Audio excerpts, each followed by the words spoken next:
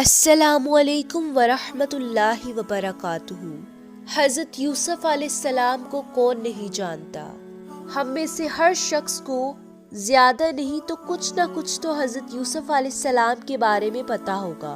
حضرت یوسف علیہ السلام حضرت یعقوب کی دوسری بیوی راحیل بنت لبان کے بطن سے پیدا ہوئے۔ آپ علیہ السلام انتہائی خوبصورت حسن و جمال کا پیکر، صبر و رفع و درگزر کے مالک تھے۔ اللہ تعالیٰ نے آپ علیہ السلام کو اپنا نبی منتخب فرما کر آپ کو بہت اعلیٰ مقام پر فائز فرمایا۔ اللہ تعالیٰ نے حضرت یوسف علیہ السلام کا ذکر قرآن مجید میں 26 مقامات پر فرمایا ہے اور پوری ایک سورت آپ علیہ السلام کے نام سے نازل فرمائی۔ آپ علیہ السلام واحد پیغمبر ہے جن کا پورا واقعہ اللہ نے قرآن مجید میں ایک ہی جگہ تفصیل کے ساتھ ذکر فرمایا، اور آپ علیہ السلام کے واقعے کو بہترین واقعہ کے نام سے تعبیر فرمایا۔ حضرت یوسف علیہ السلام کے 11 بھائی تھے اور آپ علیہ السلام کے والد محترم آپ علیہ السلام سے سب سے زیادہ پیار کرتے تھے۔ حضرت یوسف علیہ السلام نے بچپن میں خواب دیکھا تھا کہ 11 ستارے، سورج اور چاند آپ علیہ السلام کو سجدہ کر رہے ہیں۔ حضرت یوسف علیہ السلام نے اپنا یہ خواب اپنے والد محترم کو بتایا، اور حضرت یعقوب علیہ السلام نے اپنے چہیتے بیٹے کا خواب سنا تو فوراً سمجھ گئے کہ اللہ اس بیٹے کو دنیا و آخرت میں اعلیٰ مقام عطا فرمانے والے ہیں۔ حضرت یعقوب علیہ السلام نے حضرت یوسف کو نصیحت فرمائی کہ یہ خواب اپنے سوتیلے بھائیوں سے ذکر نہ کیجیے گا، کیونکہ ہو سکتا ہے کہ تمہارے بھائی شیطان کے بہکاوے میں آ کر کوئی ایسی حرکت کر بیٹھے جو تمہارے اور ان کے لیے نقصان دہ ہو۔ حضرت یوسف علیہ السلام کے سوتیلے بھائیوں کو یہ محبت برداشت نہ ہوئی اور وہ حسد کی آگ میں جل کر حضرت یوسف علیہ السلام کے خلاف سازشیں کرنے لگے۔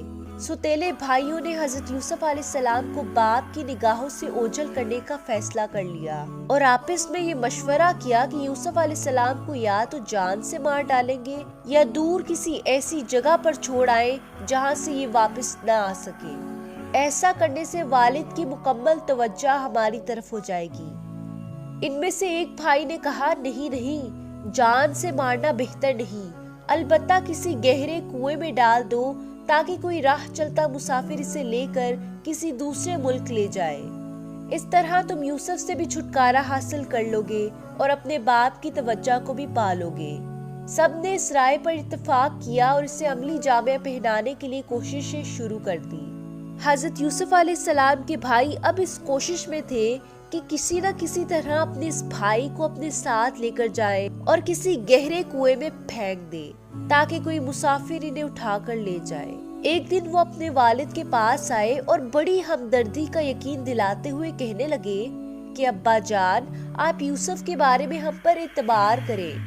دنیا میں بھائی سے زیادہ بھائی کا سچا خیر خواہ کون ہو سکتا ہے؟ کل ہم سیر و تفریح کے لیے جا رہے ہیں، آپ یوسف علیہ السلام کو بھی ہمارے ساتھ بھیج دیں تاکہ ہم سب بھائی مل جل کر کھائیں پیئیں اور کھیلیں۔ حضرت یعقوب علیہ السلام نے خدشہ ظاہر کیا کہ یہ ابھی چھوٹے ہیں، کہیں ایسا نہ ہو کہ تم کھیل کود میں مصروف ہو جاؤ اور انہیں بھیڑیا کھا جائے۔ لیکن بھائیوں نے اپنے والد محترم کو یوسف علیہ السلام کے تحفظ کا پورا یقین دلایا اور آخر کار حضرت یعقوب علیہ السلام نے انہیں اجازت دے دی۔ حضرت یعقوب علیہ السلام کو مطمئن کرنے کے بعد آپ علیہ السلام کے بھائی انہیں لے کر چل پڑے۔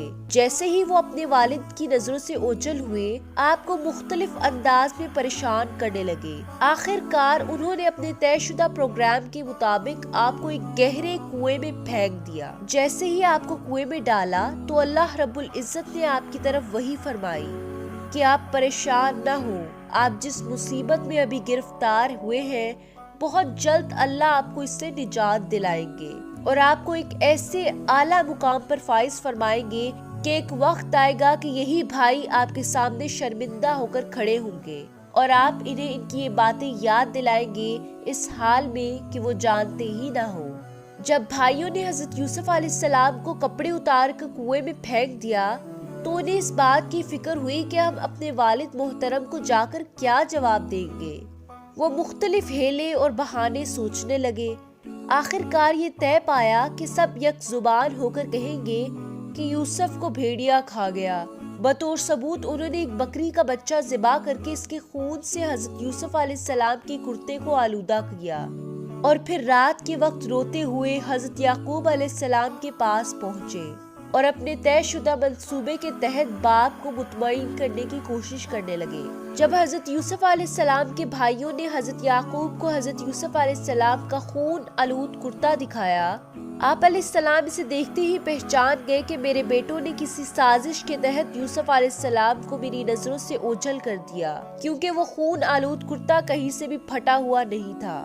پھر آپ علیہ السلام نے روتے ہوئے کہا کہ اب میں اس صدمے پر صبر کرتا ہوں اور اللہ سے مدد طلب کرتا ہوں۔ اسی طرح دوسری طرف آپ علیہ السلام کنویں کے اندر اللہ کی مدد اور رحمت کا انتظار کرنے لگے۔ کچھ ہی دیر بعد شام سے مصر جانے والا ایک تجارتی قافلہ وہاں سے گزرا تو انہوں نے اپنے ایک آدمی کو کنویں سے پانی لانے کے لیے بھیجا۔ جب اس نے اپنا ڈول کنویں میں ڈالا تو حضرت یوسف علیہ السلام اس کے ساتھ لٹک گئے اور جیسے ہی اس نے کھینچا تو آپ علیہ السلام بھی اس کے ساتھ باہر نکل آئے۔ اس آدمی نے جب آپ علیہ السلام کو دیکھا تو فوراً کہا، ہمارے لیے تو ایک بہت بڑی خوشخبری ہے، یہ تو ایک بہت خوبصورت لڑکا ہے۔ پھر انہوں نے حضرت یوسف علیہ السلام کو اپنے تجارتی مال میں شامل کر لیا اور مصر کے بازار میں لے جا کر دیگر سامان کی طرح آپ علیہ السلام کو بھی غلام بنا کر فروخت کرنے کا اعلان کیا۔ اس قصے کا اگلا حصہ اگلی ویڈیو میں دیکھیے۔ ہمارے چینل کو سبسکرائب کیجیے تاکہ نئی آنے والی ویڈیوز آپ تک بآسانی پہنچ سکیں۔